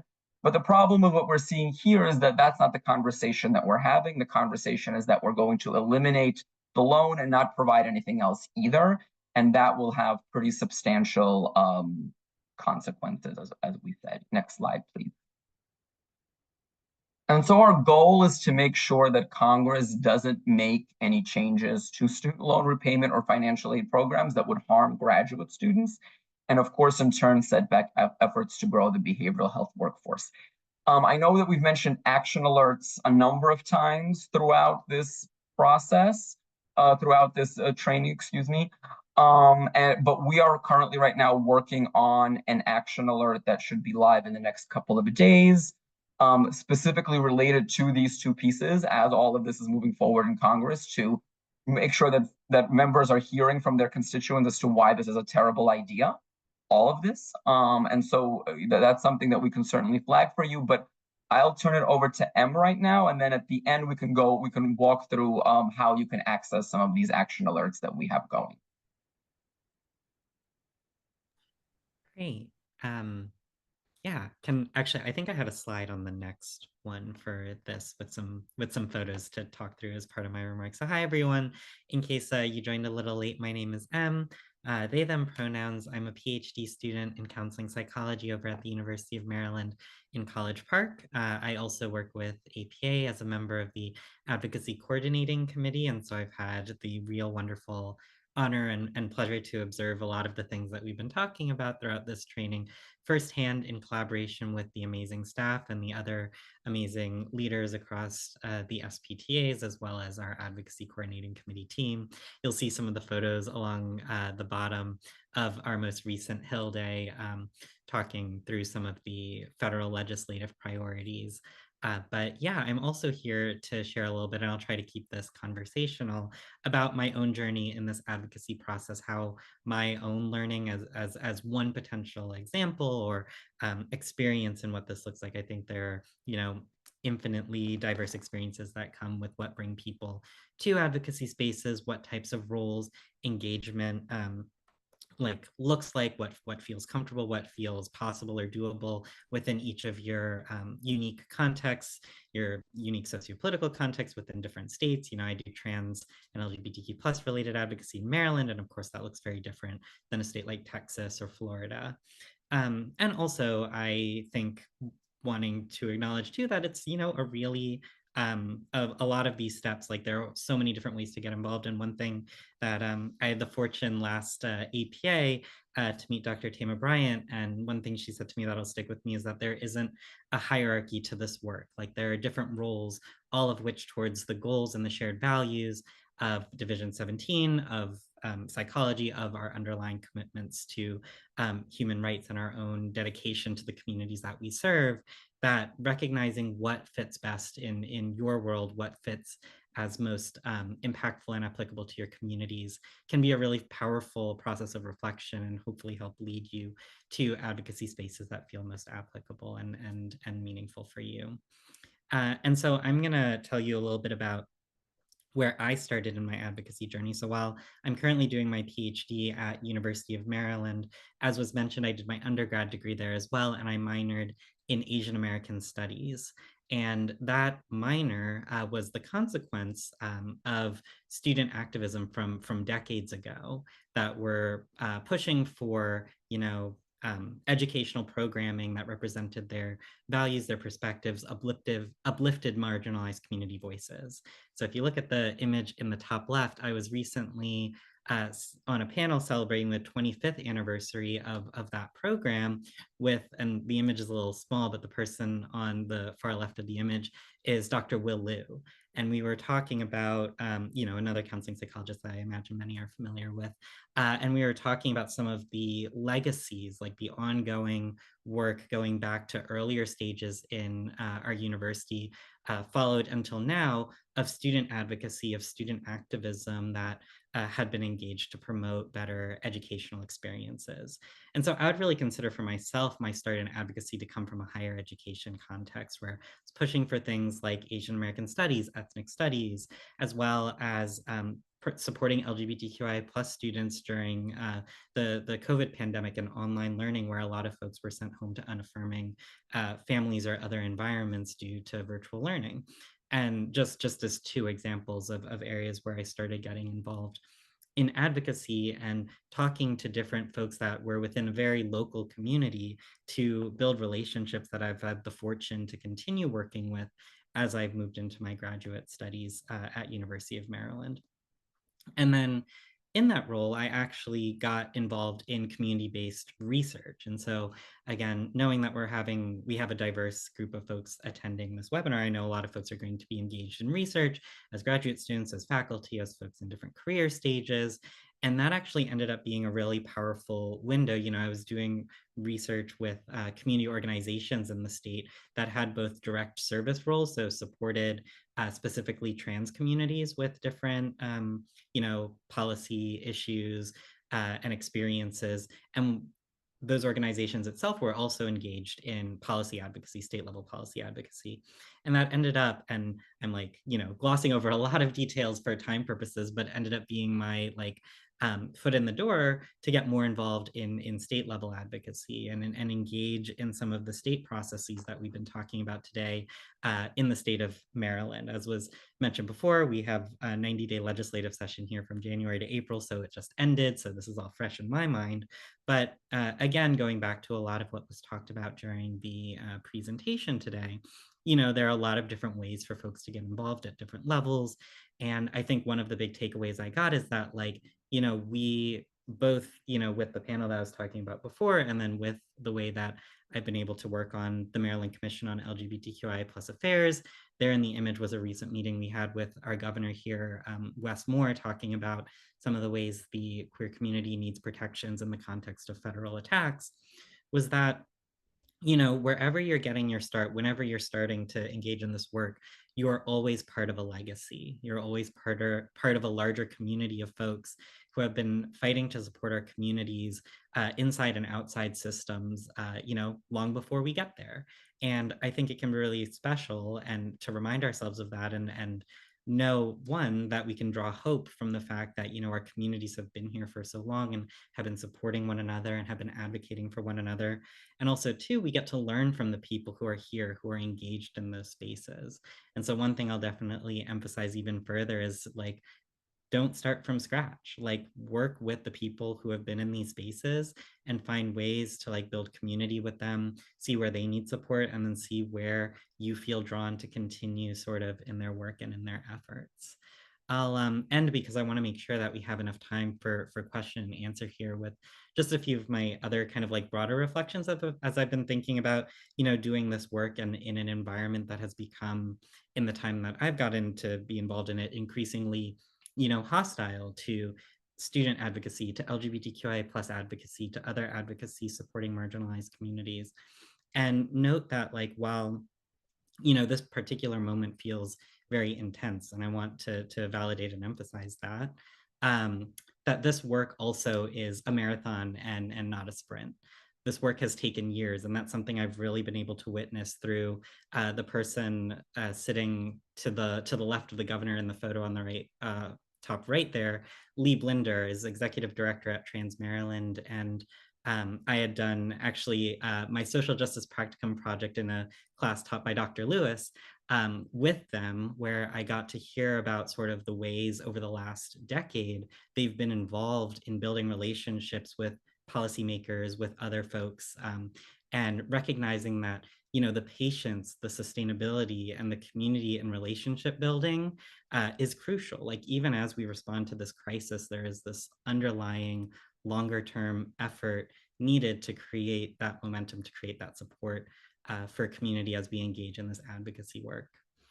I think similarly, something I want to validate for folks thinking about getting involved in advocacy at this moment is that it's a really scary moment to be involved in advocacy with what we're seeing in terms of actions at the federal level, seeking to, I imagine many folks know people who have been impacted by grant cancellations, for instance, like direct explicit efforts, including towards the academy, to censor or otherwise erase critical scholarship that I know many of us are engaged in. And so noting that there is a danger in there is a valid fear in that experience, and being able to work with folks in your community to recognize those risks, recognizing the steps you need to protect yourself, protect those around you. I think something that we forget when we're faced with, people with a lot of power taking these steps to attack our communities is that, we have a lot of power and positionality in the roles that we hold. And we have opportunities, if we think critically about it, to take steps to protect the people that are within our immediate community, whether that be, for instance, in clinical work, in the ways that we document things, or the ways that we connect folks to resources, or the ways that we communicate and mentor others to make sure they have the resources and the spaces they need to advance in their psychology education. Thinking through the ways that you can protect folks and accurately assess different risks to ensure that folks remain sustainable in this work can be really crucial.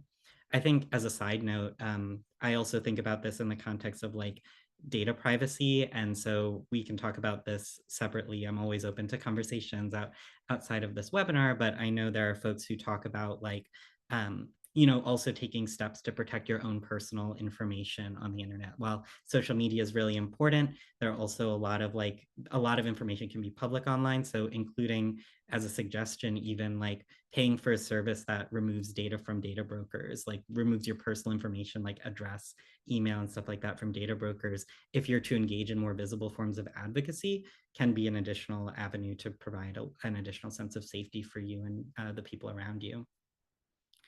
And then I think the other part is that this work is vulnerable, like the impacts of exposure to different forms of bias, of harm, facing people with lots of power in these ways who are reiterating very hateful beliefs that undermine a lot of the core values of our profession and just of being human, you know, in the current moment, holding various experiences and marginalized identities. Like, that is a scary thing to do. And I think there's so much courage in, you know, doing this work in all the forms that it exists.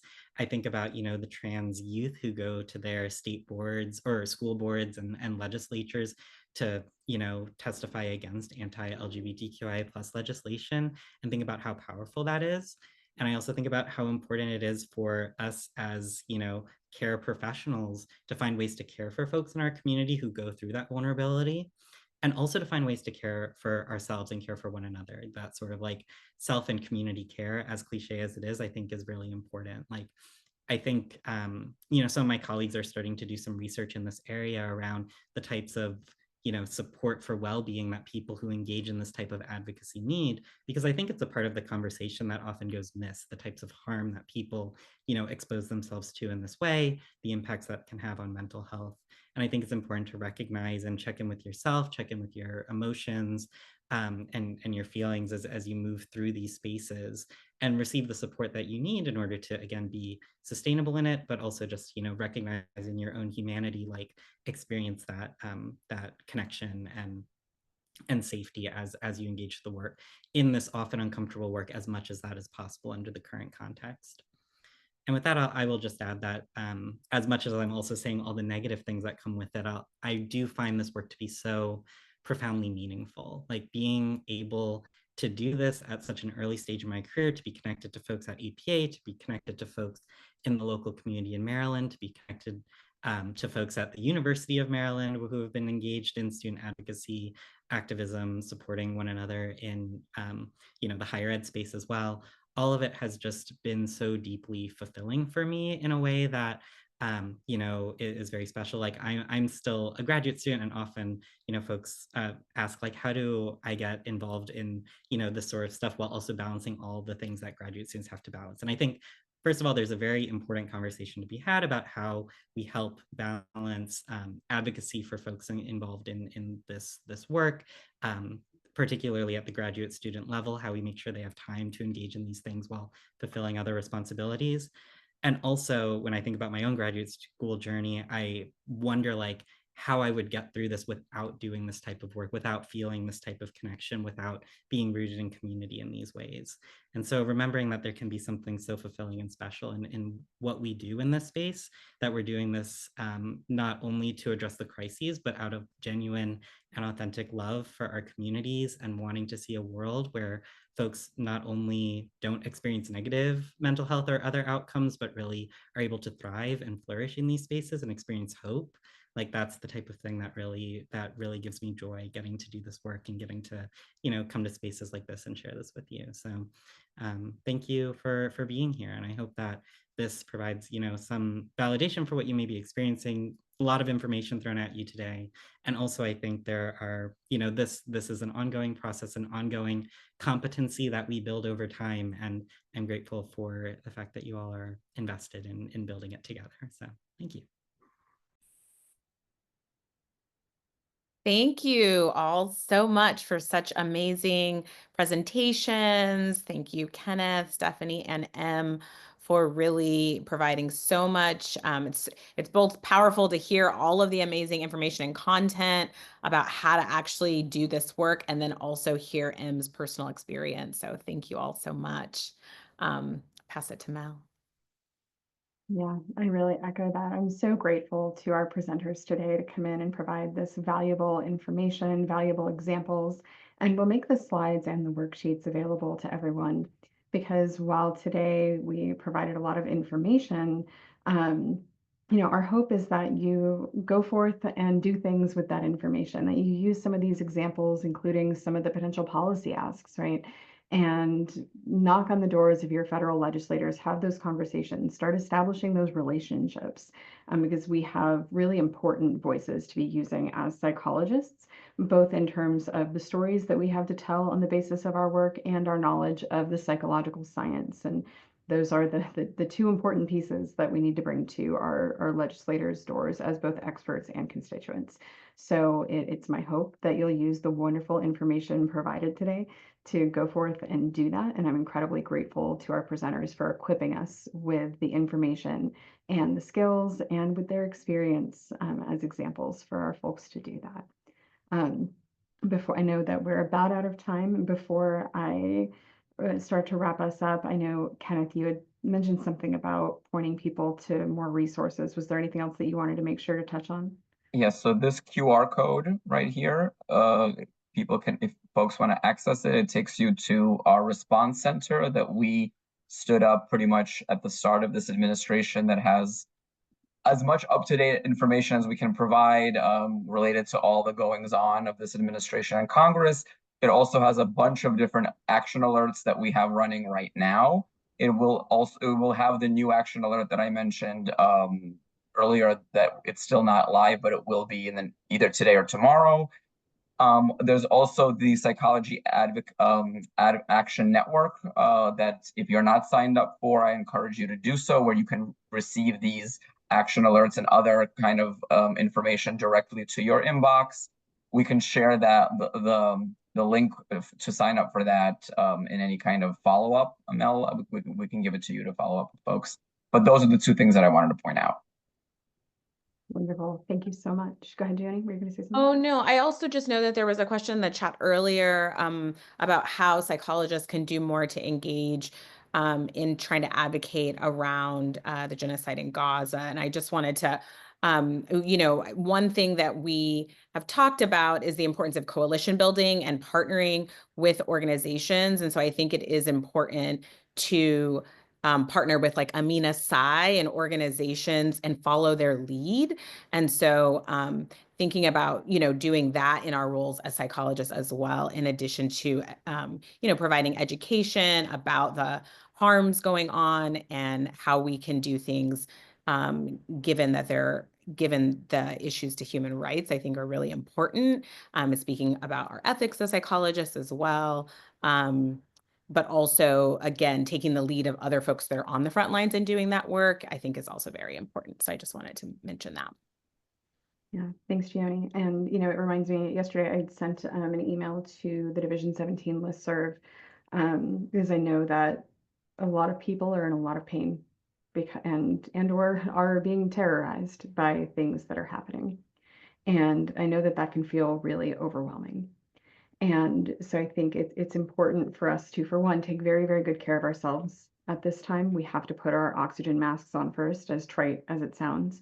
And then when we have the energy and the readiness to take action, I think it's really important that we start by identifying what is the goal that I'm hoping to achieve, and is that goal within my immediate wheelhouse, the way that I'm defining it, as someone who's deeply committed to issues of economic justice and anti-racism. I would love to end poverty tomorrow, and I'm also aware that there are goals that I can set within that to try to use my expertise to try to chip away at that. And I need to define a specific goal that I'm hoping to achieve. And so I hope that this is one more call for each of us to identify the skills that we have where we can be most effective, identify the issues that we are most knowledgeable about, the connections with community and other professional organizations that we have, connections with policymakers, and on those bases, identify what actions we can take, given those skills and our bandwidth, and match our strategy to our goal, and do so in a way that's sustainable. That's why we have some more upcoming trainings that we're planning, including the op-ed webinar that Gianni mentioned, including talking about how do we coalition build during these very difficult times. We absolutely have to coalition build to sustainably address some of the harms and to have the numbers to address some of these harms. And it can be easier said than done. Right. So it's our hope that with the next phases of the work that we're doing, that we'll be able to offer some more spaces to have these conversations and additional skills training so that we can talk about how can we try to move towards some of these goals in ways that are actionable, sustainable, and on the basis of our skills. So we hope that that'll be helpful next steps. Great. Well, thank you all so much. Thank you to our presenters. Thank you to our audience for being here today. We really appreciate you taking the time out of your day to make this commitment to advocacy, and we hope that you will take the next steps with it. And this will be made available on YouTube later so that folks can revisit it.